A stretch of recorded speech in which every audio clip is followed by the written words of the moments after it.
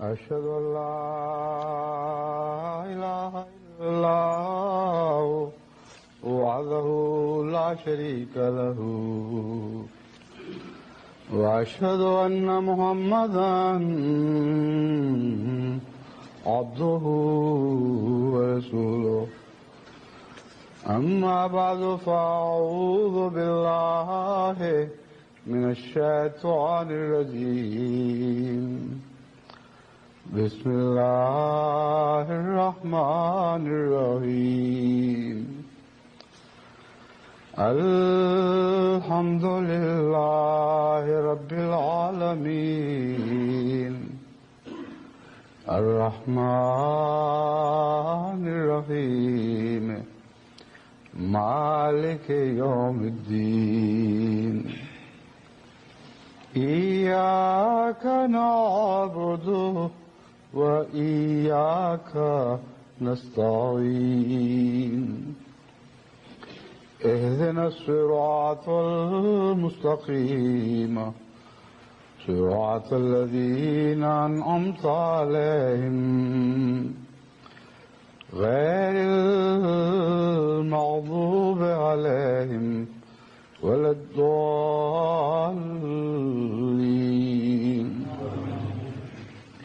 كنتم خير أمة أخرجت للناس تأمرون بالمعروف وتنهون عن المنكر وتؤمنون بالله ولو آمن أهل الكتاب لكان خيرا لهم منهم المؤمنون وأكثرهم الفاسقون.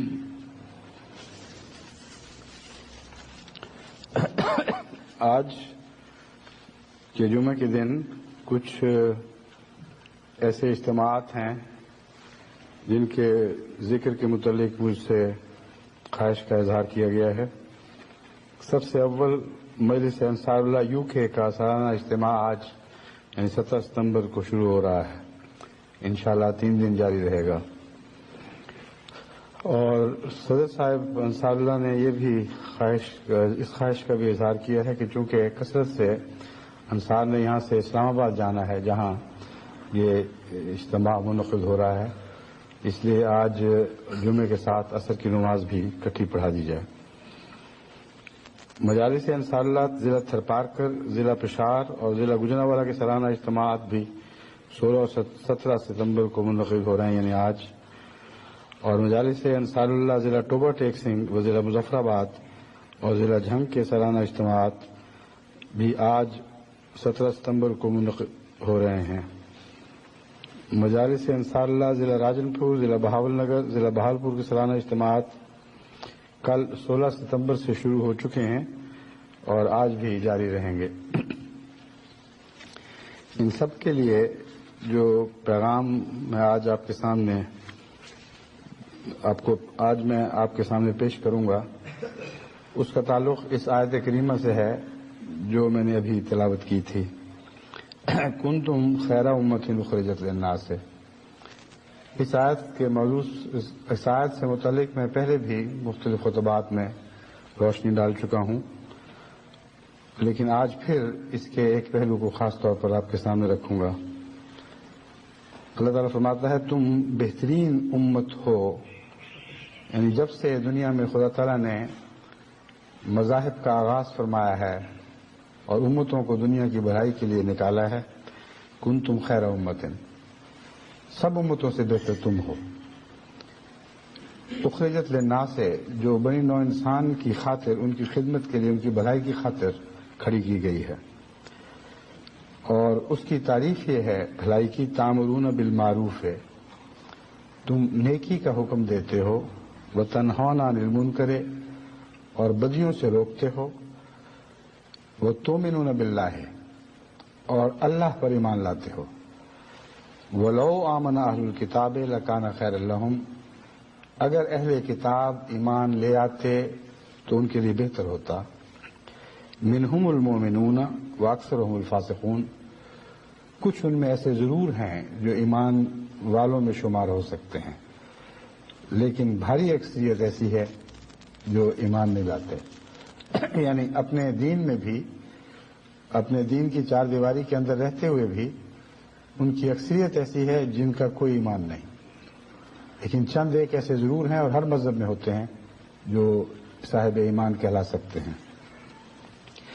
اس آیت میں جو خصوصیت سے نقطہ میں آپ کے سامنے رکھنا چاہتا ہوں وہ اس کی ترتیب ہے۔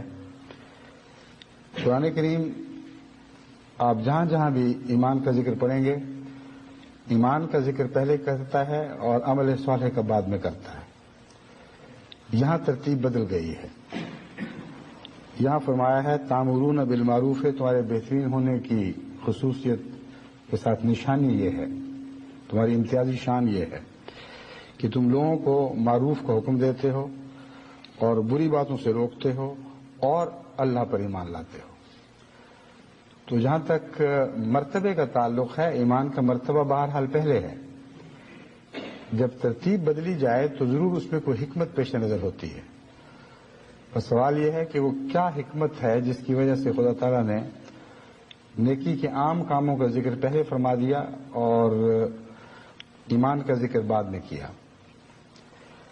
اس ضمن میں یاد رکھنا چاہیے کہ نیکی کے عام کام جو بڑی نوع انسان کی بھلائی سے تعلق رکھتے ہیں، اس میں نہ صرف یہ کہ سب مذاہب والے کسی نہ کسی حد تک شامل رہتے ہیں، بلکہ بعض صورتوں میں مسلمانوں سے آگے بھی بڑھ جاتے ہیں۔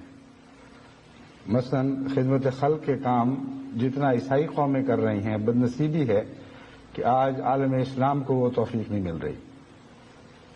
اس سے بڑی بدنصیبی کیا ہو گئی کہ اپنے بھائی مسلمان بوسنینز جو گھر سے بے گھر ہوئے، ان کو پناہ دینے والے بھی وہی ہیں جن کی ظالمانہ عدم دلچسپی سے وہ لوگ اپنے گھر چھوڑنے پر مجبور ہوئے، اور عالم اسلام کو یہ توفیق نہیں ملی کہ ان کی خدمت کر سکے۔ بس خدمت کے کاموں میں مسلمانوں کا کوئی ایسا امتیاز نہیں ہے کہ جس میں دوسرے شریک نہ ہوں۔ اسلام جب اپنی اعلیٰ حالت پر تھا اس وقت خدمت کے ہر کام میں مسلمان سب دوسری قوموں سے بڑھ چکے تھے، تبھی ان کو خیر امت فرمایا گیا، کیونکہ اگر خدمت کے کسی کام میں بھی دوسرے آگے بڑھتے تو مسلمان اس پہلو سے خیر امت نہیں کہلا سکتے تھے۔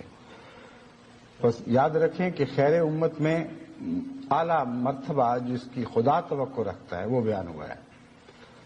تم سے خدا یہ توقع رکھتا ہے کہ تم خدمت خلق کے کاموں میں سب سے آگے ہو اور سب قوموں کی بھلائی تم سے وابستہ ہو، لیکن چونکہ یہ ضروری نہیں کہ ہر حال میں مسلمان یہ اعلیٰ مقصد پورا کر سکیں یا ان توقعات پر پورا اتریں، اس لیے عام دنیا کا جو حال ہے وہ ہم اسی طرح دیکھتے ہیں کہ ایمان والی قوموں میں نسبتاً کم ایمان والی بعض دفعہ خدمت کے کاموں میں آگے بڑھ جاتی ہیں، اور بعض دفعہ بے ایمان قومیں بھی خدمت کے کاموں میں حصہ لیتی ہیں۔ تو جو عام چیز ہے جو بنی نوع انسان میں مشترک ہے اس کا بیان ہے، اور اس میں سے بھی وہ چیز چنی گئی ہے جو جسمانی خدمت کی بجائے روحانی اور اخلاقی اور قومی اقدار کے لحاظ سے خدمت کہلا سکتی ہے، جو بالا اور افضل خدمت ہے۔ ایک غریب کو روٹی کھلا دینا بھی اچھی بات ہے، لیکن روٹی کھلانے کی تلقین کرنا جس کے نتیجے میں صاحب حیثیت قومیں غریبوں کی طرف توجہ کریں، یہ سب سے افضل بات ہے، کیونکہ اگر نصیحت کے ذریعے آپ لوگوں کے مزاج بدل دیں، ان کی اقدار میں پاک تبدیلیاں پیدا کر دیں، ان کو نیک کاموں کی طرف مائل کر دیں، تو آپ کی ذاتی توفیق جو بہت تھوڑی ہو سکتی ہے، اس توفیق میں ان سب قوموں کا حصہ مل جائے گا، شامل ہو جائے گا جو صاحب توفیق ہے۔ اب احمدی اپنی تعداد کے لحاظ سے اتنے تھوڑے اور اپنے مالی وسائل کے لحاظ سے اتنے محدود ہیں کہ اگر یہ چاہیں بھی تو دنیا کی بھوک دور نہیں کر سکتے، دنیا کا ننگ مٹا نہیں سکتے، ننگے بدن کو کپڑا نہیں پہنا سکتے۔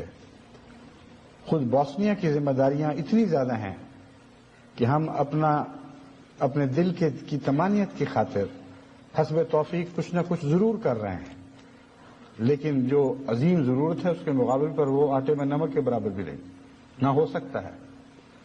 تو اس کا متبادل یہ ہے، اور بہتر متبادل، کہ جو کچھ توفیق ہے وہ ضرور کرو، لیکن توجہ اس بات کی طرف دو کہ دنیا کو بتاؤ کہ ان کی کیا ذمہ داریاں، ان کو کیا کرنا چاہیے۔ تامرون بالمعروف ہے، تم معروف کا حکم عام کر دو۔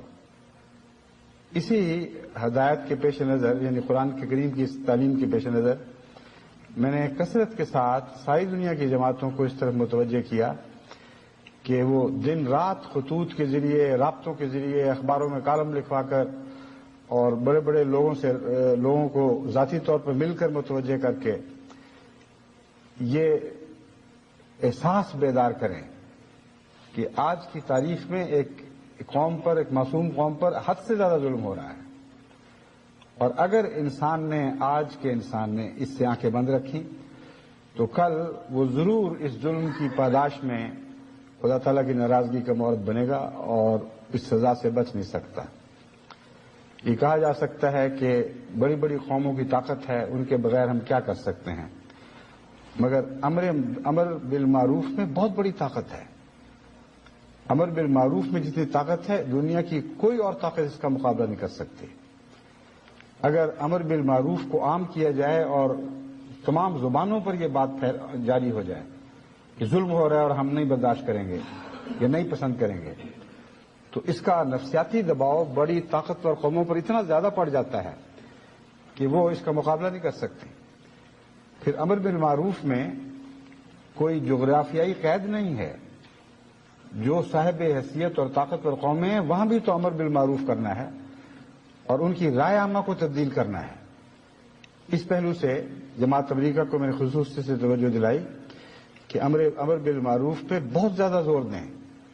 چنانچہ پتہ لگا کہ ہزارہا خطوط وہاں سے بعض دفعہ روزانہ لکھے گئے، بعض دفعہ ہفتوں میں، اور بڑے چھوٹے مرد عورتیں سب، تمام بڑے بڑے سینیٹرز اور کانگریس مین اور اخباروں کے نمائندے، بڑے بڑے اخباروں کے ایڈیٹرز اور ٹیلی ویژن کے صاحب اختیار لوگوں کو لکھتے رہے، اور اس کے نتیجے میں ایک عام فضا میں یہ احساس بیدار ہونا شروع ہوا۔ جو جوابات ان کے ملے ہیں ان کو دیکھ کر میں سمجھتا ہوں، یعنی مجھے جو نمونے بھیجے ہیں انہوں نے، اس سے پتہ چلتا ہے کہ یہ امر بالمعروف کی طاقت کوئی معمولی طاقت نہیں ہے۔ بار بار جب ایک ہی سینیٹر کو مختلف سمت و مختلف جہتوں سے چھوٹے بڑوں نے بے ساختہ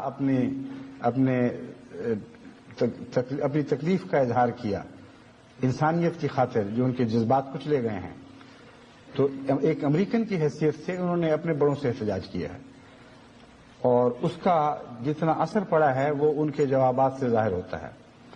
کئی جوابات ایسے ہیں جن میں سیکرٹری کی طرف سے جواب نہیں، بڑے بڑے لوگوں نے اپنے ہاتھ سے دستخط کر کے بھیجے ہیں کہ ہاں ہمیں احساس ہے یہ ہماری غلطی ہے قوم کی کہ جتنی توجہ دینی چاہیے تھی نہیں دی جا رہی، ہم اپنے بڑوں کو متوجہ کریں گے۔ تو امر بالمعروف ایک بہت عظیم الشان اور بہت بڑی خدمت ہے، اور یہی وہ ذریعہ ہے جس کو جنگ کی حالت میں جرمنی نے بہت ہی حکمت اور عقل کے ساتھ استعمال کیا۔ اگرچہ بالمعروف حکم نہیں تھا، لیکن نفسیاتی طور پر بات وہی تھی کہ اگر ایک بات کو کسی قوم میں عام پھیلایا جائے تو اس سے قوم کے خیالات پر گہرا اثر پڑتا ہے اور اس کے نظریات اور رجحانات میں تبدیلی پیدا ہوتی ہے۔ بس آج کی دنیا میں جسے ففتھ کالم کہا جاتا ہے وہ اسی نفسیاتی پروپیگنڈے کا نام ہے، جس میں کوئی ہتھیار نہیں چلتا، کوئی دباؤ نہیں ڈالا جاتا، ہوٹلوں میں مختلف جگہوں پر بیٹھ کر باتیں عام کی جاتی ہیں، اور جب یہ بار بار کوئی قوم سنتی ہے کہ ہم ہار گئے، ہم مارے گئے، تو نفسیاتی لحاظ سے وہ مغلوب ہو جاتی ہے۔ جب بار بار یہ ذکر سنتے ہیں کہ فلاں قوم اوپر آ گئی، غلبہ پا گئی، تو اس کے غلبے کے لیے وہ اپنے نفس کو تیار کر لیتے ہیں۔ بس امر بالمعروف میں عام باتیں بھی شامل ہیں، خواہ ہوٹل میں بیٹھیں، خواہ گاڑی میں سفر کر رہے ہوں، جہاں بھی آپ پھر رہے ہوں وہاں اچھی باتوں کو عام کریں، پھر فرمایا ہے تنہون عن المنکر، بری باتوں سے روکتے ہیں۔ یہاں یہ جو قرآن کریم کی خصوصی ترتیب ہے اس کو قائم رکھا گیا ہے، یعنی جہاں بھی اللہ تعالیٰ نے نیکی کو بیان فرمایا ہے، نیکی کو پہلے بیان فرمایا ہے، بدی کو دور کرنے کے بعد میں ذکر کیا ہے۔ ادفع باللتی ہے احسن السیئہ، جو اچھی چیز ہے اس کے ذریعے بدی کو دور کرو۔ اس سلسلے میں پہلے بھی میں جماعت کو سمجھا چکا ہوں کہ اس میں بہت گہری حکمت ہے۔ اسی گہری حکمت ہے کہ اگر اس کو آپ پالیں تو دنیا میں بہت سے بڑے بڑے جو انقلابات ہیں ان کے کامیابی یا ناکامی کا راز آپ پا جائیں گے۔ قرآن کریم کسی کو یہ حق نہیں دیتا کہ صرف برائی کو دور کرے جب تک جس چیز کو دور کر رہا ہے اس سے بہتر چیز نہ پیدا کر دے۔ انہیلیشن کے قرآن کریم خلاف ہے۔ کوئی مثبت چیز ہے تو دو اور پھر اس کے بدلے برائی کو دور کرو۔ اب کسی نے پھٹے ہوئے کپڑے پہنے ہیں، آپ اس کو کہہ دیں کہ پھٹے ہوئے کپڑے بری بات ہے، اتارو ان کو پھینکو، اور اس کے بدلے اچھے کپڑے نہ دیں تو ظلم ہوگا۔ خلا پیدا کرنے کے لیے اسلام نہیں آیا، اسلام بری باتوں کو اچھی باتوں سے بدلنے کے لیے آیا ہے۔ اس لیے بظاہر انسانی سوچ یہ کہہ سکتی تھی کہ پہلے برائیوں تو دور کر لو پھر بھلائی قائم کرنا، مگر خدا کی حکمت بالغہ یہ نہیں کہتی۔ اسی سے ثابت ہوتا ہے کہ یہ کلام کسی انسان کا کلام نہیں بلکہ خدا کا کلام ہے جو حضرت اقدس محمد رسول اللہ صلی اللہ علیہ وآلہ وسلم کے قلب صافی پہ نازل ہوا۔ بس ہر جگہ بہتر چیز کو لانے کا پہلے حکم ہے، بد چیز کو دور کرنے کا بعد میں حکم ہے۔ بس یہاں اس ترتیب کو قائم رکھا گیا۔ فرمایا معروف کا حکم دیتے ہیں اور ایسی اچھی بات بتاتے ہیں کہ جس کے ذریعے قوموں کو بڑی مشکلات سے نجات ہی نہیں ملتی بلکہ ان کے بدلے اعلیٰ اقدار حاصل ہو جاتی ہیں، اعلیٰ اقدار کی شناخت ہو جاتی ہے۔ بس جب اعلیٰ اقدار کی شناخت ہو جائے پھر برائیاں دور کرنا نسبتاً آسان بھی ہو جاتا ہے۔ اگر اچھی بات کی سمجھ آ جائے تو پھر انسان بری بات سے ہٹے تو اس میں کوئی مذائقہ نہیں سمجھتا کیونکہ وہ سمجھتا ہے اس کے بدلے ایک بہتر چیز مل چکی ہے، ورنہ خالی برائیاں دور کرنے کی کوشش کر کے دیکھ لیں آپ سے کچھ نہیں ہوگا۔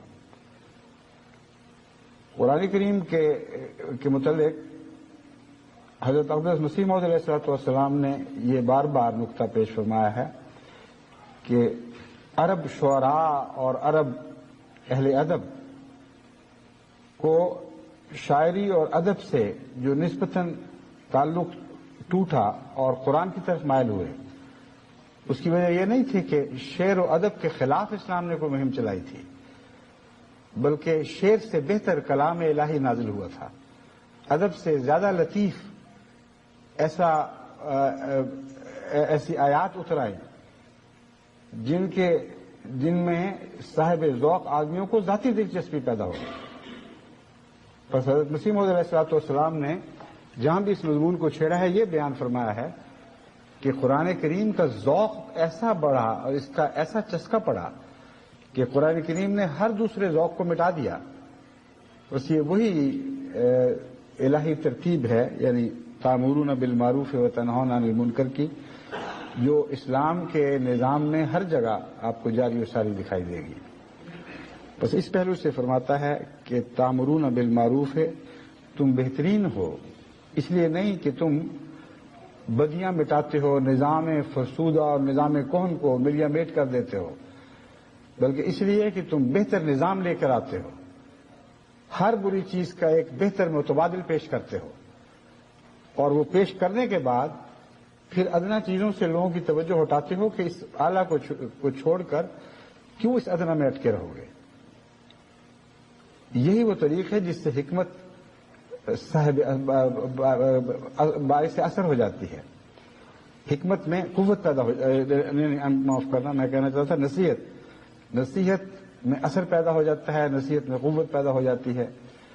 خالم خولی کسی چیز کو چھوڑنے کا حکم نہیں، پہلے بہتر چیز دیتے ہو اور پھر دوسری چیز چھڑاتے ہو۔ آج کل اطباء کا بھی اسی طرح رجحان ہے کہ کوئی بد عادت چھڑانے سے پہلے اس کا کوئی متبادل ڈھونڈنے کی کوشش کرتے ہیں کہ اس کی عادت ڈالو تو پھر جو بد عادت ہے وہ بھی آہستہ آہستہ چھٹ جائے گی.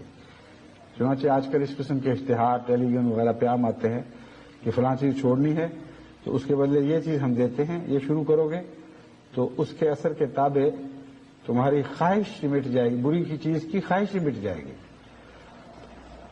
اس کے بعد فرمایا ہے وہ تؤمنون باللہ ہے، اور تم پھر اللہ پر ایمان لاتے ہو.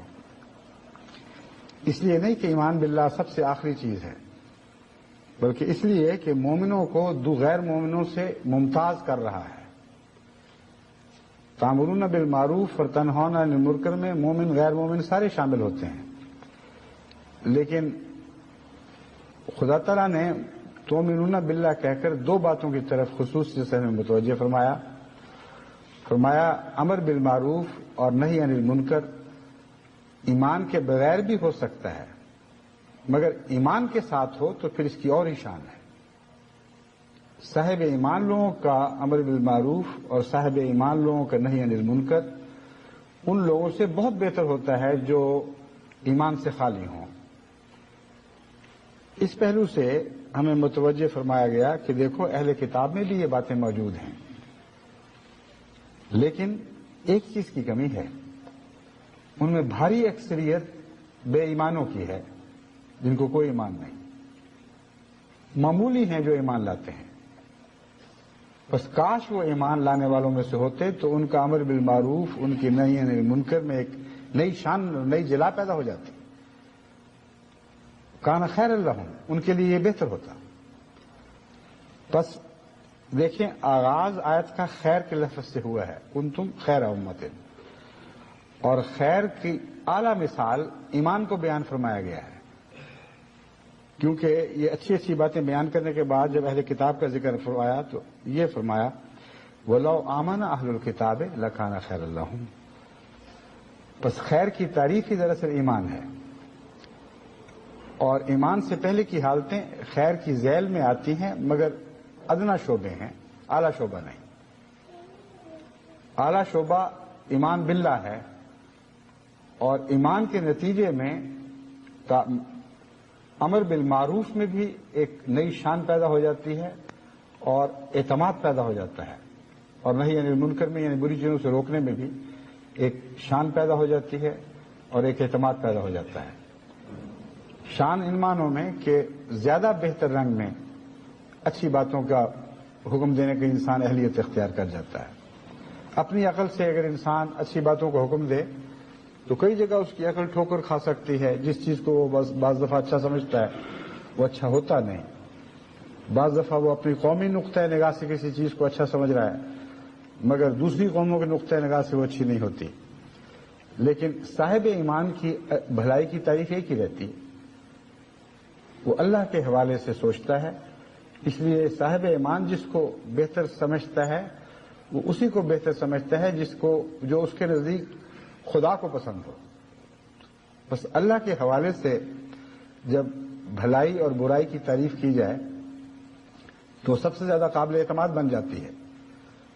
بس جلا بھی اس میں پیدا ہوتی ہے اور اعتماد بھی پیدا ہوتا ہے.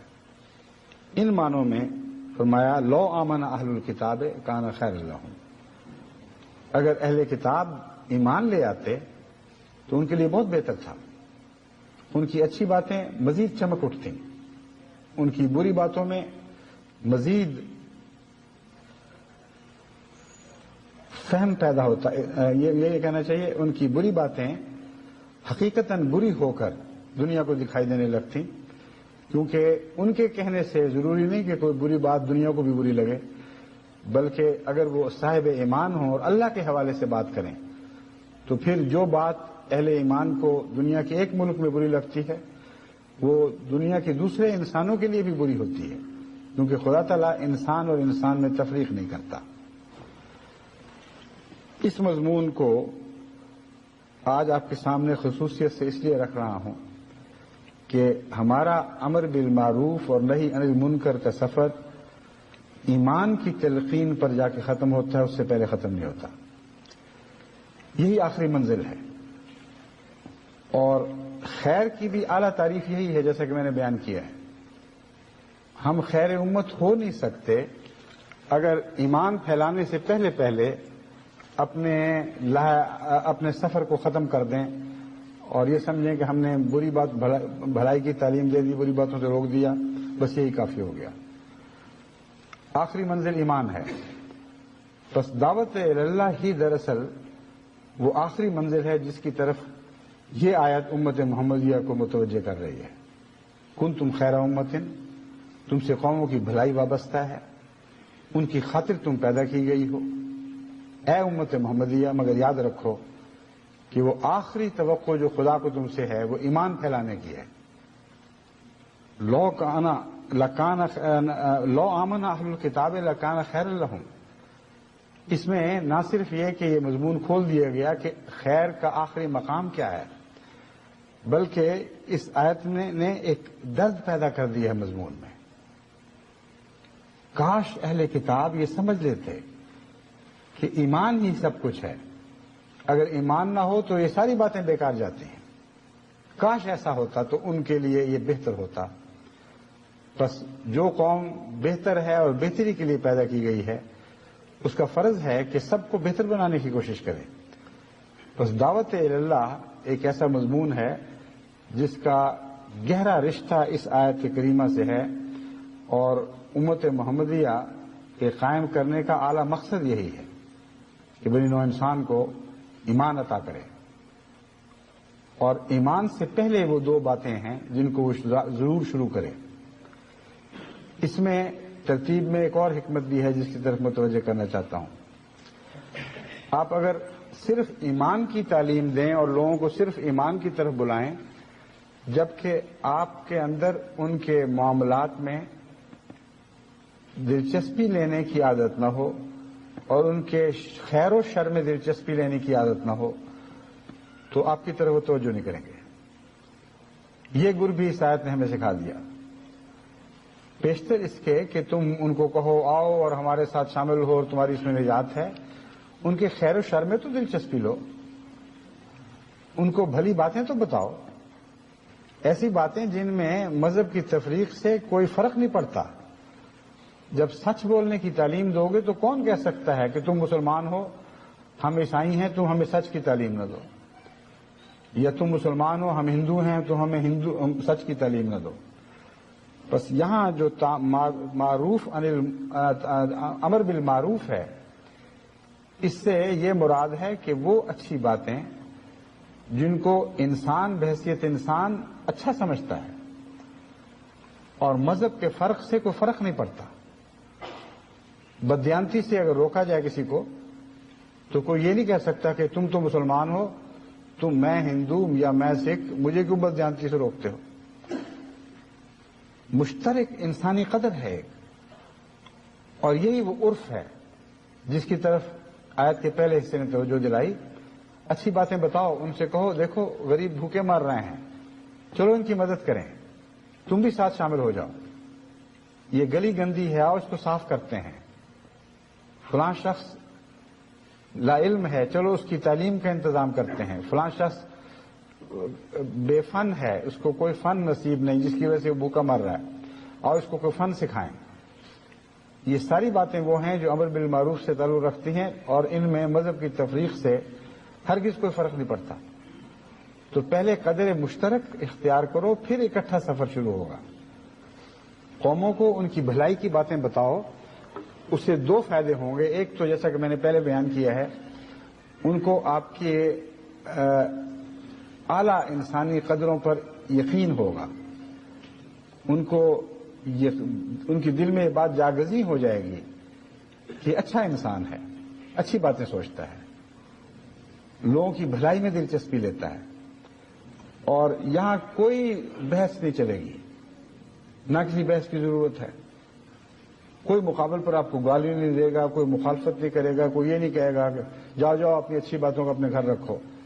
اگر وہ کہے گا تو کوئی سر پھرا ہی ہوگا. لیکن عام قومی جو تاثر ہے وہ یہی ہے، عام انسانی تاثر یہی ہے کہ جب اچھی بات آپ کسی کو کہتے ہیں اگر وہ نہیں بھی کر سکتا تو شرمندگی سے سر جھکا لے گا لیکن بنیادی طور پر آپ کی نیکی کا اس کے دل پر ضرور اثر پڑے گا. پھر آپ معاشرے کی برائیاں دور کرنے میں نہ صرف لفظاً کوشش کریں گے بلکہ اپنی طاقت مقدور بھر کوشش کریں گے. مثلا ڈرگ کے عادی ہیں دنیا میں، چوری عام ہو رہی ہے، اور کئی قسم کی بدیاں ہیں جو معاشرے کو گھیر رہی ہیں، معاشرے کو میں ناسور بن چکی ہیں. ان سب کے سلسلے میں جب آپ بات کرتے ہیں کہ ایسا نہیں کرنا چاہیے، تو اس سے تعلق رکھنے والی بات ایک ایسی ہے جو کبھی اس سے جدا نہیں ہو سکتی. جو نصیحت کرے کہ فلاں بات نہیں کرنی چاہیے، اگر وہ اس میں ہو تو وہ شخص ناصح نہیں بلکہ منافق بن جاتا ہے، اور اس کا کبھی نیک اثر نہیں پڑتا. اس لیے نہی عن المنکر میں بھی اور امر بالمعروف میں بھی یہ دونوں باتیں شامل ہیں کہ ہم، یعنی اللہ تعالیٰ فرماتا ہے کہ اے امت محمدیہ، میں تمہیں ایسا دیکھنا چاہتا ہوں کہ تم زبان سے جو کچھ کہو تمہارا کردار اس کا گواہ بن جائے. تم جب بھلائی کی باتیں بیان کرو تو بھلائی تمہیں پائی جائے. جب تم بد باتوں سے روکو تو ان باتوں سے تم خود پاک ہو چکے ہو. یہ مضمون اس میں شامل ہے. بس اس پہلو سے امر بالمعروف اور نہی عن المنکر جماعت احمدیہ کی اصلاح کے لیے بہت ضروری ہے. بعض لوگ یہ کہتے ہیں کہ جی ہم میں کمزوریاں ہیں، ہم کیسے لوگوں کو نصیحت کر سکتے ہیں. قرآن کریم نے ان کا منہ بند کر دیا، نصیحت کا حکم دے ہی دیا ہے. جیسے بھی ہو نصیحت ضرور کرنی ہے. جب نصیحت کرو گے تو تمہارا نفس آپ ہی تمہیں پکڑے گا، ہر روز شرمندگی اٹھانی پڑے گی. جب علیحدہ بیٹھو گے تو سوچو گے میں یہ باتیں کہہ کے آیا ہوں، مجھ میں تو یہ نہیں ہے، اور اندر اندر تمہارا نفس کٹنا شروع ہو جائے گا. نظامت اور شرم سے بسا اوقات تم پانی ہو رہے ہوگے، لیکن مجبور ہو، خدا نے تمہیں دوسرا راستہ ہی نہیں دیا، حکم دے دیا ہے کہ تم نے ضرور امر بالمعروف کرنا ہے. بس جو امر بالمعروف غیروں کی جانب ہے وہ اندر کی طرف بھی ایک رخ رکھتا ہے، اور وہ لوگ جو دل کے سچے ہوں، اگر ان میں بدیاں ہوں بھی تو امر بالمعروف، یعنی اگر ان میں بعض خوبیاں نہ بھی ہوں تو امر بالمعروف کے نتیجے میں ان خوبیوں کی طرف توجہ پیدا ہوگی، اور رفتہ رفتہ وہ خوبیاں اپنانے کا انسان اہل ہوتا چلا جائے گا. بدیوں سے روکنے والا شخص اگر اس میں کچھ شرافت اور حیا باقی ہو تو جب روکے گا تو اس کا دل کئی گنا زیادہ طاقت سے اس کو روک رہا ہوگا، اس کا ضمیر اس کو ملامت کر رہا ہوگا. اور کئی ایسے لوگ ہوتے ہیں جن کا ضمیر پھر ایسا طاقتور ہوتا چلا جاتا ہے کہ ان کی راتوں کی نیند حرام کر دیتا ہے. وہ بے چینی سے لکھتے ہیں کہ ہم میں فلاں برائی ہے جو جاتی نہیں، فلاں کمزوری ہے جو ہٹتی نہیں، فلاں خوبی ہم اپنانا چاہتے ہیں، کوشش کر رہے ہیں لیکن نہیں اپنا سکتے. یہ امر بالمعروف اور نہی عن المنکر کا ایک طبی نتیجہ ہے، اور اس معاملے میں خدا نے آپ کو کوئی آزادی نہیں دی. حکم ہے ہر مسلمان کے لیے، اس نے ضرور امر بالمعروف کرنا ہے اور ضرور نہی عن المنکر کرنی ہے. اور دوسری طرف یہ شرط لگا دی ہے کہ جو تم کہتے ہو ویسا کیا بھی کرو. اب بتائیں وہ جائے کہاں کوئی؟ ایسا دونوں طاقتوں کے بیچ میں پھنسا ہے کہ کوئی جائے فرار باقی نہیں چھوڑی قرآن کریم نے. لم تقولون ما لا تفعلون کبر مقتا عند اللہ ان تقولوا ما لا تفعلون. ایک طرف یہ آواز ہے کہ امر بالمعروف کرو، نہی عن المنکر کرو. دوسری طرف آواز آ رہی ہے کہ کیوں ایسی باتیں کہتے ہو جو کرتے نہیں ہو. اللہ کے نزدیک بڑا گناہ ہے وہ باتیں کہنا جو تم کرتے نہیں ہو. اب بتائیں کوئی بیچارہ مومن جائے تو کہاں جائے سوائے اس کے کہ سیدھا ہو جائے اور درمیان کی راہ پہ چل پڑے. اسی کے نام صراط مستقیم ہے. تو دونوں طرف خدا نے پیرے بٹھا رکھے ہیں، اور وہ بیچ کی راہ پر گامزن ہونے پر مسلمان کو مجبور کر دیتا ہے. بس امر بالمعروف اور نہی عن المنکر کا یہ دیکھیں ایک مزید فائدہ کیسا ہمیں حاصل ہوا. وہ تؤمنون باللہ ہے، ان معنوں میں ایمان بعد میں آئے گا کہ جب یہ باتیں ہوں پھر حقیقت میں ایمان نصیب ہوتا ہے.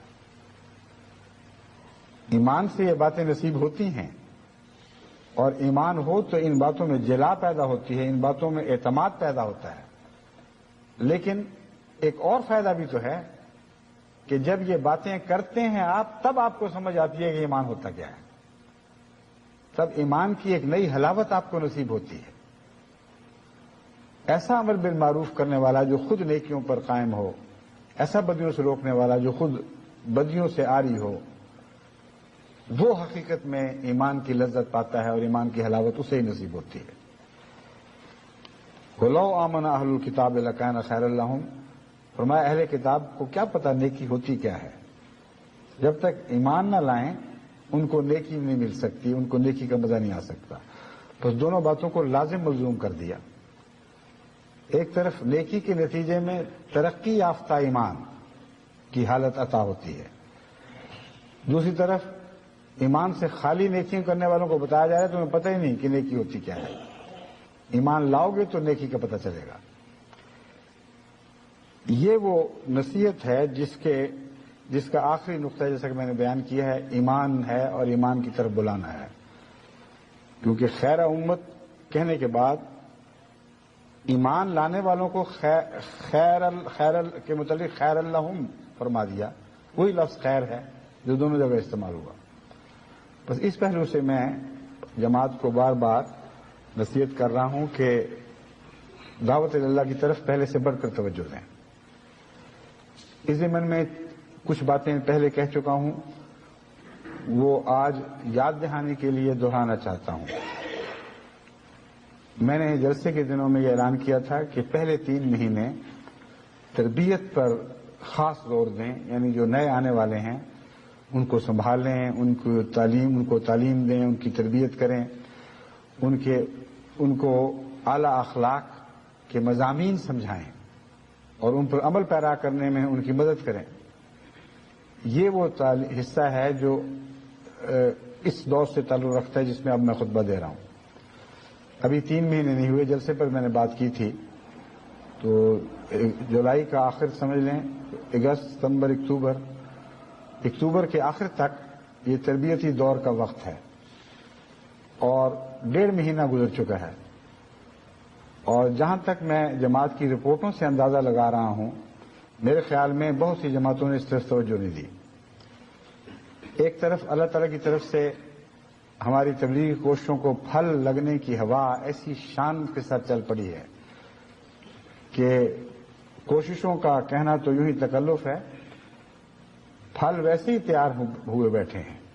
اب تو درخت ہلا کر پھل اکٹھے کرنے والی بات رہ گئی ہے. اور دوسری طرف تربیت کے تقاضے پورا کرنے کی جو ذمہ داری بڑھ رہی ہے، میں سمجھتا ہوں ابھی ہم اس کی طرف توجہ نہیں دے رہے. بس بہت ہی اہم بات ہے کہ جو پھل اللہ تعالیٰ عطا فرما رہا ہے اسے سنبھالیں.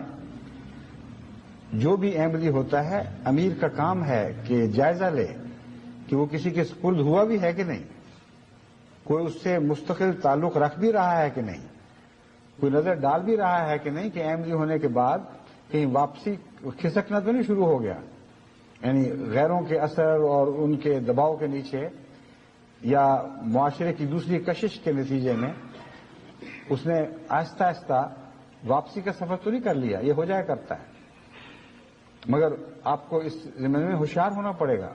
اگر نگرانی رکھیں، ہوشیار رہیں، ہر نئے احمدی پر نظر ہو، پتہ ہو کہ کوئی پیار کرنے والا، کوئی محبت کرنے والا، کوئی اچھی نصیحت کرنے والا، کوئی نیک اعمال والا شخص یا خاندان ان کی نگرانی کر رہا ہے، ان کو جذب کر رہا ہے، تو پھر اطمینان ہوگا کہ ہاں یہ کام اچھے صحیح خطوط پر چل پڑا ہے. لیکن جس کثرت سے خدا کے فضل سے احمدی ہو رہے ہیں، اسی کثرت سے جو تربیت کے تقاضے ہیں، میں سمجھتا ہوں اس میں ابھی کمی ہے. اس لیے ساری دنیا کی جماعتوں کو میں اچھی طرح یاد دلاتا ہوں اور آئندہ پھر بھی یاد دلاتا رہوں گا کہ پہلے ان کو سنبھالیں. اور ان کو سنبھالنے کی ایک ترکیب یہ ہے کہ ان کو مبلغ بنا دیں. جس طرح آپ جب دوسروں کو نصیحت کرتے ہیں تو آپ کا نفس آپ کو نصیحت کرتا ہے، اسی طرح جو نیا ایمان لانے والا ہے جب وہ دوسرے ساتھیوں کو ایمان کا پیغام پہنچاتا ہے تو وہی پیغام اس کے اندر بھی مل رہا ہوتا ہے، وہ اس کو پہلے سے بڑھ کر تقویت دے رہا ہوتا ہے. جب غیر اس کے مقابل پر دلائل لاتا ہے تو وہ خود ڈھونڈتا ہے کہ جو مذہب میں نے اختیار کر لیا ہے اس کی تائید میں دلائل کیا ہیں. اور اس طرح اس کا نفس اس کی تربیت شروع کر دیتا ہے۔ بارہا میں نے آپ کو توجہ دلائی ہے کہ باہر کا مربی بھی اچھا ہے، لیکن جب نفس کے اندر مربی پیدا ہو جائے تو اس کی کوئی مثال نہیں ہے۔ بس ہر نفس میں مذکر بھی ہونا چاہیے اور مزکی بھی ہونا چاہیے، نصیحت کرنے والا بھی ہونا چاہیے اور پاک کرنے والا بھی۔ بس آپ اپنے تجربے سے جانتے ہیں اور یقین پر قائم ہیں کہ جب آپ دوسرے کو نصیحت کرتے ہیں تو آپ در حقیقت اپنے آپ کو بھی نصیحت کر رہے ہوتے ہیں۔ بس اس ترکیب کو نئے آنے والوں پر استعمال کریں، ان کو توجہ دلائیں کہ ہمیں اور اپنے جیسے احمدی لا کر دو۔ ایک آئے ہو تم 10 لے کے آؤ، ان کو تبلیغ میں جھونک دیں۔ جو وہ تبلیغ کریں گے اللہ تعالیٰ کے فضل سے ان کا ایمان ہی ترقی نہیں کرے گا، ان کا علم ترقی کرے گا اور تزکیہ نفس ہوتا چلا جائے گا۔ ان کو غیر آپ کی طرف دھکیلیں گے، بجائے اس کے کہ مرکز سے ان کا سفر باہر کی طرف ہو، باہر سے مرکزیت کی طرف سفر شروع ہو جائے گا، کیونکہ مبلغ کو مخالفتوں کا سامنا کرنا پڑتا ہے اور مخالفت باہر سے دھکیل کر اندر کی طرف لے کے جاتی ہے۔ بس وہ آپ سے زیادہ گہرا تعلق رکھنے پر مجبور ہوں گے، بار بار آپ کے پاس آئیں گے، آپ سے مسائل کا حل پوچھیں گے اور اپنی تکلیفوں کا ذکر کریں گے، اور اس پر جو صبر کی طاقت نصیب ہوئی ہے، صبر کی توفیق نصیب ہوئی ہے، وہ ان کے اندر ایک نئی طاقت عطا کرے گی، کیونکہ صبر سے انسان کو بڑی طاقت نصیب ہوتی ہے۔ بس ایک طریق یہ ہے کہ ہر نئے آنے والے احمدی کو آپ پیار سے اپنے ساتھ چمٹا کر پھر بھیجیں کہ جاؤ تبلیغ کرو۔ یہ وہی مضمون ہے، یعنی اس سے ملتا جلتا جو حضرت ابراہیم کے اس سوال کے جواب میں اللہ تعالیٰ نے سمجھایا کہ رب ارنی کیفا تحیی الموتی، اے میرے اللہ مجھے دکھا تو صحیح کہ تو مردے کیسے زندہ کرتا ہے۔ مراد یہ تھی کہ حضرت ابراہیم کو یہ فرمایا گیا تھا کہ تو نے ساری دنیا کو زندگی عطا کرنی ہے، اور یہ پیشگوئی اس بات میں شامل تھی کہ آن حضرت صلی اللہ علیہ وآلہ وسلم آپ کی بطن سے، آپ کی دعاؤں سے پیدا ہوں گے، جنہوں نے سب دنیا کو زندہ کرنا ہے۔ اپنے گرد، اپنے ماحول میں، اپنے گرد و پیش ہر جگہ آپ کو موت دکھائی دے رہی تھی۔ عرض کیا کہ اے خدا، ایمان تو میں لایا ہوں کہ تو ضرور ایسا کرے گا، لیکن دکھائی نہیں دے رہا، کچھ میری طمانینت کا بھی تو انتظام کر، مجھے بھی تو اطمینان نصیب ہو کہ ہاں اس طرح ہوگا اور ایسے ہوا کرتا ہے۔ تو اللہ تعالیٰ نے فرمایا کہ 4 پرندے پکڑو، فَسُرْهُنَّ إِلَيْكَ، ان کو اپنے ساتھ مائل کر لو، اپنے قریب لے آؤ، اپنے ساتھ مانوس کر دو، یہاں تک کہ تمہارا پیار ان کے دل میں پیدا ہو جائے۔ پھر ان کو 4 سمتوں میں مختلف پہاڑیوں پر چھوڑ دو، پھر ان کو آواز دو، دیکھو کس طرح وہ لپکتے ہوئے، اڑتے ہوئے تمہاری طرف آتے ہیں۔ تو سعید روحوں کو بلانے کے لیے یہی ڈھنگ ہے کہ پہلے آپ ان کو سینے سے لگائیں اور پھر ان کو تبلیغ پر مامور کر دیں۔ جتنا تبلیغ کریں گے اتنا ہی وہ آپ کے زیادہ ہوتے چلے جائیں گے، چاروں سمت دنیا میں پھیل جائیں گے اور وہی پیغام زندگی کا دوسروں کو عطا کرنے لگ جائیں گے۔ وہ زندگی جو آپ کی وساطت سے ان کو عطا ہوئی ہے، وہ غیروں کو عطا کریں گے اور رہیں گے ہمیشہ آپ کے، غیر کے نہیں ہوں گے۔ کیسا عظیم نقطہ ہے جو قرآن کریم نے ہمارے سامنے کھول کر رکھ دیا کہ چاروں سمت میں ٹھہر جانے والے وجود تمہارے ہی رہیں گے، غیروں کے نہیں ہو سکیں گے، کیونکہ وہ تم سے زندگی پا کر لوگوں کو زندگی دینے کے لیے تو نکلے ہیں۔ یہ مضمون اس لیے اس میں شامل ہے کہ سوال ہی یہی تھا، رب ارنی کیفا تحیی الموتی۔ اب یہ تو نہیں ہو سکتا کہ سوال گندم اور جواب جو اللہ تعالیٰ ہے جواب دینے والا، اس کے جواب میں لازماً سوال پیش نظر رہتا ہے۔ بس سوال تو یہ ہے کہ زندہ کیسے کرتا ہے۔ خدا فرماتا ہے پرندے پکڑو، اپنے ساتھ مانوس کرو اور ان کو بھجوا دو۔ کس لیے بھجواؤ؟ زندگی کا پیغام پہنچانے کے لیے، اور پھر جو تم سے زندگی پائیں گے وہ زندہ رہیں گے، موت سے ٹکرائیں گے لیکن موت ان پر غالب نہیں آئے گی۔ اس کا ثبوت یہ ہے کہ جب تم ان کو پکارو گے اڑتے ہوئے تمہاری طرف واپس چلے آئیں گے۔ بس ایسے پیغامبر دنیا میں بھیجو جن کے ساتھ تمہارا پیار، تمہارا تعلق ان کے ایمان کو تقویت عطا کر چکا ہو، ان کے ایمان کو مستقل بنا چکا ہو، پھر ان سے تبلیغ کا کام لو، پھر دیکھو کس طرح اللہ تعالیٰ ہر طرف زندگی عطا کرتا ہے اور مردوں میں سے زندگی نکالتا ہے۔ یہ جو سلسلہ ہے یہ بڑے زور اور بڑی شان کے ساتھ افریقہ میں ظاہر ہو چکا ہے، چل پڑا ہے، تیز قدموں کے ساتھ آگے روانہ ہو چکا ہے، اور دن بدن اس کی رفتار میں بھی اضافہ ہو رہا ہے اور وسعت اثر میں بھی اضافہ ہو رہا ہے۔ یورپ کو میں نے متوجہ کیا تھا کہ تم کیا انتظار کر رہے ہو، تم بھی آگے بڑھو، یہ بھی تو آخر انسان ہیں، یہ بھی تو زندگی کے پیاسے ہیں، زندگی کے محتاج ہیں، امر بالمعروف کا ان کا بھی تو حق ہے، نہی عن المنکر کا کہ یہ بھی تو ضرورت مند ہیں، لیکن کم لوگوں نے توجہ دی ہے، مگر جنہوں نے توجہ دی ہے اللہ تعالیٰ کے فضل سے ثابت ہو گیا ہے کہ خدا تعالیٰ کی تقدیر یہی تقاضا کر رہی ہے۔ اب حالات بدل چکے ہیں، اب انکار کے زمانے ماضی کا حصہ بن رہے ہیں، اب مستقبل ہمیں یہ خوشخبری دے رہا ہے کہ دل آمادہ ہو چکے ہیں۔ حضرت مسیح موعود علیہ السلام کا یہ شعر بڑی شان سے صادق آ رہا ہے کہ آ رہی ہے اب تو خوشبو میرے یوسف کی مجھے، گو کہو دیوانہ میں کرتا ہوں اس کا انتظار۔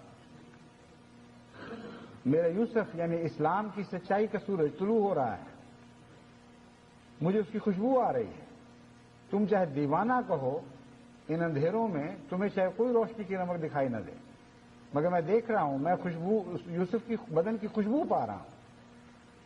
یہ دور آ چکا ہے۔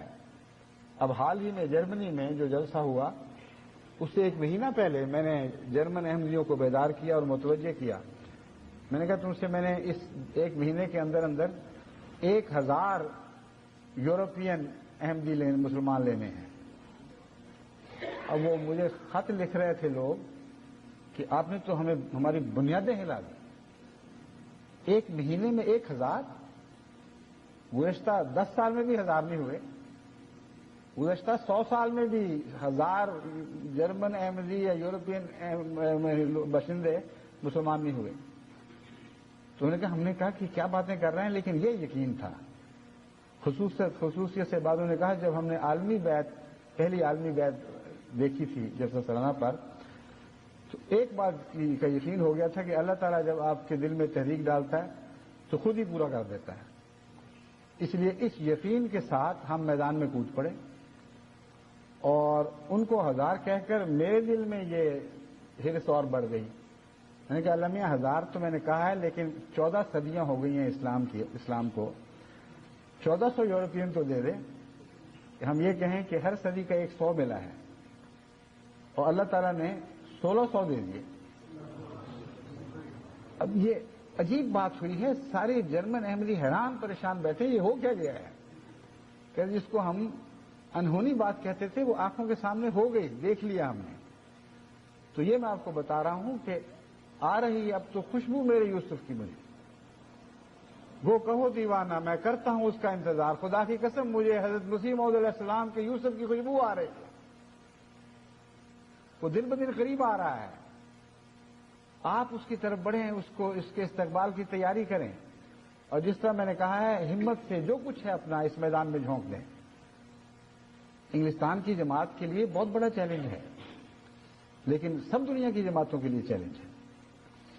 ہندوستان کو میں نے اس لیے پہلے مخاطب کیا کہ آپ میرے سامنے بیٹھے ہیں اور آپ کے سامنے ایک یورپین ملک کی مثال ہے، لیکن مجھے یہ نظر آ رہا ہے کہ اگر انگلستان بیدار نہ ہوا تو بیلجیم بھی ان کو پیچھے چھوڑ جائے گا، کیونکہ بیلجیم والوں سے جتنی میں نے توقع رکھی تھی اس سے دگنے سے زیادہ تو ابھی تک وہ بنا چکے ہیں۔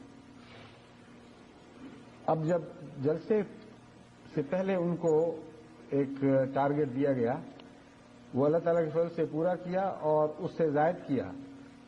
جلسے کے کچھ دن کے بعد اب میں بیلجیم گیا ہوں تو اتنے ہی اور احمدی بنا چکے تھے، اور ان سے ملا ہوں میں، کوئی فرضی باتیں نہیں ہیں، ملاقاتوں پر آئے ہوئے تھے۔ اللہ تعالیٰ کے فضل سے بڑے بڑے تعلیم یافتہ، سمجھدار، ہوشیار لوگ، خوب اچھی طرح سمجھ کے ہوئے ہیں اور بڑے نیک ارادے رکھتے ہیں، عزم صمیم کیے ہوئے ہیں کہ ہم اپنے اپنے دائرے میں اب ضرور احمدیت کو پھیلائیں۔ پھر 2 نئے ملک ان کو عطا ہوئے، 2 نئی قوموں کے لوگ ان کو ملے۔ ایک میسیڈونیا کا جوڑا تھا، جہاں میرا خیال تھا کہ پہلے کوئی نہیں، لیکن جرمنی میں جا کے پتہ چلا کہ میسیڈونیا کے وہاں بھی خدا کے فضل سے احمدی ہوئے ہیں۔ پھر ایک اور ریاست ہے یوگوسلاویا کی، میسیڈونیا تو وہی میسیڈونیا نہیں ہے، مونٹینیگرو کے ایک خاندان بھی وہاں احمدی ہوا۔ اب یہ 2 ایسی جگہیں ہیں جہاں ہماری اس سے پہلے پہنچ نہیں تھی، لیکن ان سے جب میں ملا ہوں تو میں بے حد متاثر ہوا۔ بڑے عظیم ارادے رکھتے ہیں۔ انہوں نے مجھ سے مل کر کہا کہ آپ اب فکر نہ کریں، اب ہماری قوم ہماری ذمہ داری ہے، ہم اپنی ذمہ داری کو سمجھتے ہیں، ہم دعائیں کر رہے ہیں، آپ بھی ہمارے لیے دعا کریں، انشاءاللہ واپس جا کر ہم نے بڑی تیزی سے اپنی قوم میں پیغام پھیلانا ہے۔ تو یہ ہوائیں کسی انسان کے بس میں تو نہیں کہ وہ چلائے، یہ تقدیر الہی ہے جو ہوا چلا رہی ہے۔ اس ہوا کے رخ پر چلنے کے لیے آپ سے کہہ رہا ہوں، ہوا کے مخالف چلنے کے لیے تو نہیں کہہ رہا۔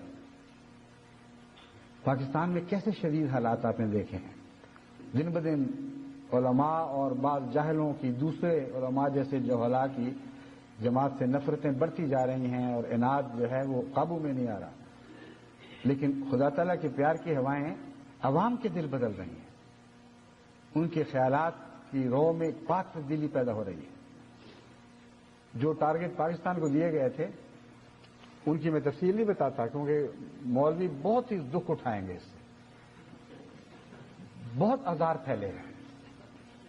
ہم تو پاک دکھ آرام دو والوں میں سے ہیں، اس لیے وہاں اس معاملے اس پر پردہ نہیں دیا جائے تو اچھا ہے۔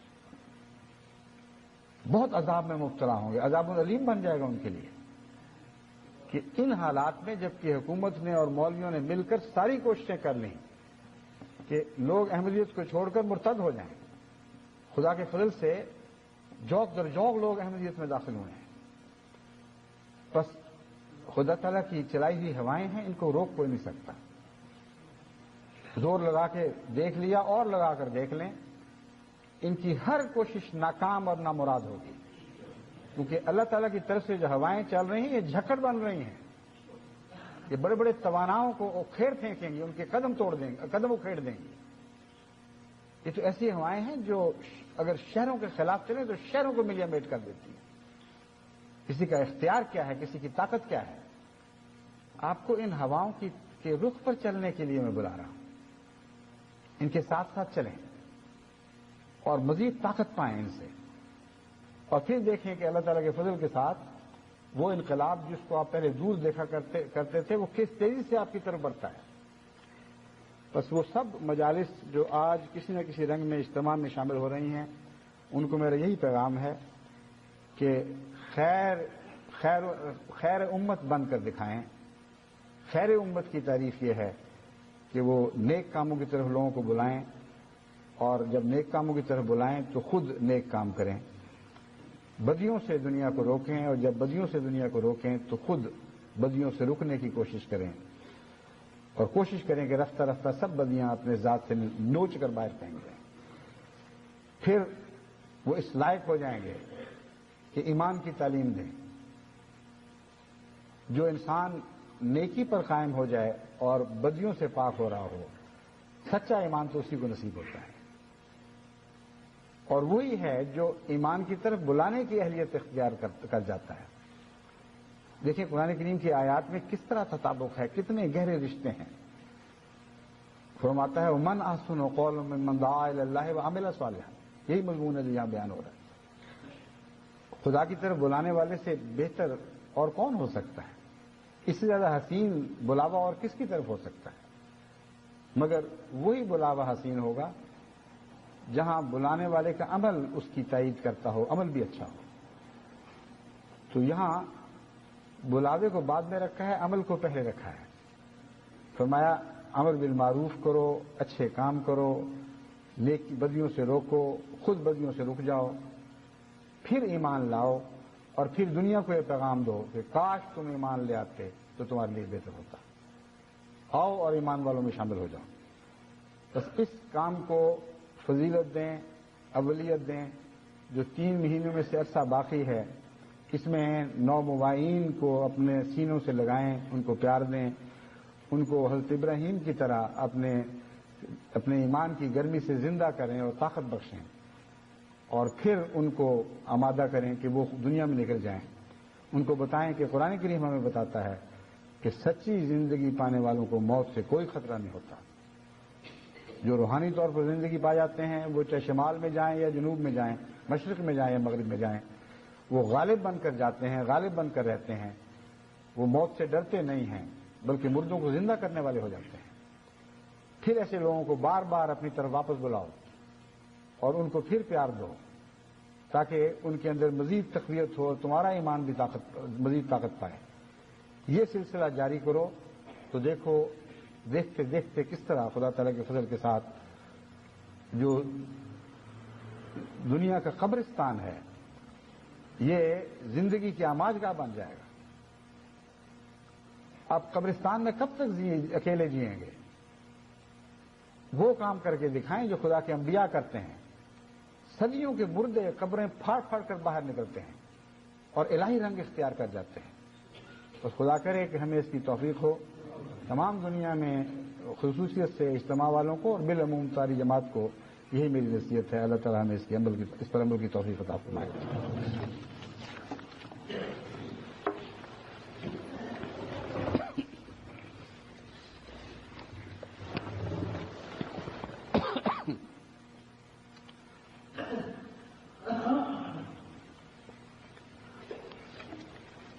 الحمد للہ نحمده ونستعینه ونستغفره ونؤمن به ونتوکل علیہ ونعوذ باللہ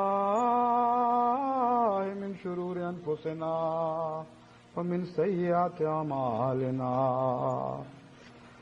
من یهده اللہ فلا مضل له ومن یضلله فلا هادی له ونشهد أن لا إله إلا الله وحده لا شريك له ونشهد أن محمدا عبده ورسوله عباد الله رحمكم الله إن الله يأمر بالعدل والإحسان وإيتاء ذي القربى وينهى عن الفحشاء والمنكر والبغي يعظكم لعلكم تذكرون اذكروا الله يذكركم وادعوه يستجب لكم ولذكر الله